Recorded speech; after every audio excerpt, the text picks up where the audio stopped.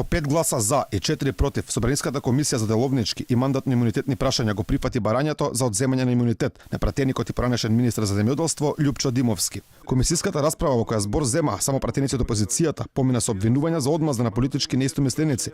Пратеникот Владимир Ѓорчев од говорницата кажа дека власта се одмаздува на оние кои почитуваа волјата на граѓаните изразена на референдум и не гласа за уставните измени. Сакате да пратите порака према цела Македонија. Ако се замериш со оваа власт, ќе одиш во затвор.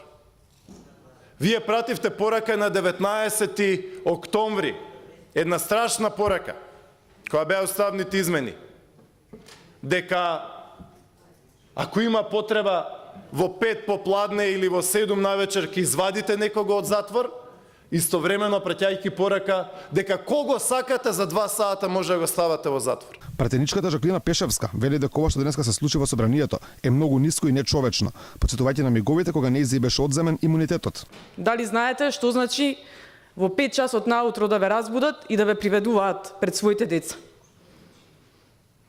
Одземањето имунитет минорна работа тогаш. Знаете што? Еве, во очи ве гледам. И најискрено од душата ви кажувам, најколегијално, не ви посакувам да го доживеете тоа. Најискрено. Пратеникот Павле Богоевски, кој председава со комисијата, гласаше за одземање на имунитетот на Димовски, иако и самиот ја поздрави дисциплинираноста која тој покажал во судскиот процес за настаните од 27 април. Јас го следев судењето за предметот за кој што зборувате. И еве одговорница, ќе ја поздравам дисциплинираноста на колегата кој што го посочувате во таа постапка. Но повторувам, ние не сме тие што ги ценат индициите за исполнување на условите за одредување на мерка притвор. Тоа е работа на судот. Со реакција за одлуката да се побара притвор за Димовски излази Социјалистичката партија на Македонија, од каде доаѓа пратеникот.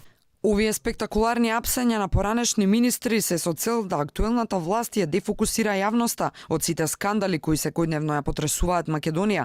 Ова е уште еден нарачен политички мотивиран процес без никакви докази со омиленото кривично дело на власта, злоупотреба на службената положба. Дали ќе биде одземен имунитетот на Љупчо Димовски, сега ќе одлучи собранието на пленарна седница. За прифаќање на барањето потребно е просто мнозинство од 61 пратеник.